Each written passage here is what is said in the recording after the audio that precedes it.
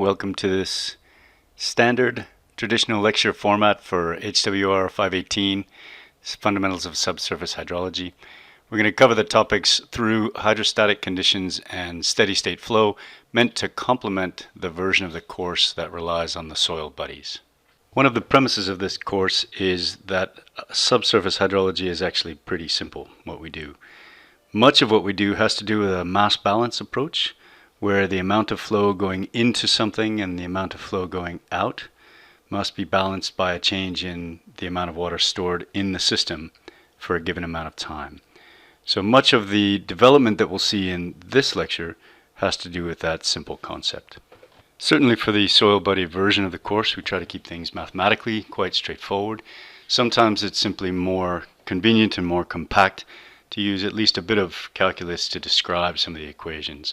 So for instance, if we describe the divergence of the flux and the change in storage with time as derivatives, we end up with a much more compact statement. Another premise of using the soil buddies is that the equations that we develop work across scales. So far the mass balance that we've talked about can be applied at the watershed scale, or it can be applied at the soil buddy scale. And the concepts really translate pretty directly.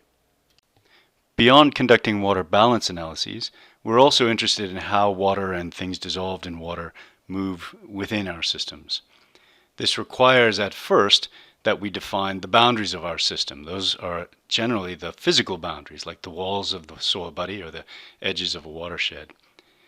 Then we have to decide how to define the impact of the rest of the universe on our system. We do this through boundary conditions, which we'll talk about in a minute.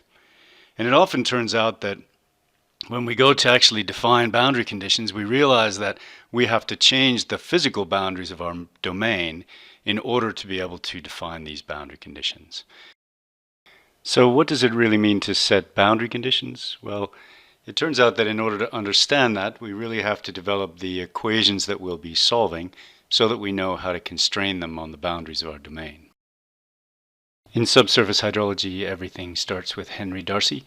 We start with the famous Darcy experiment, where he was testing the qualities of soil or sediment that restricted water flow.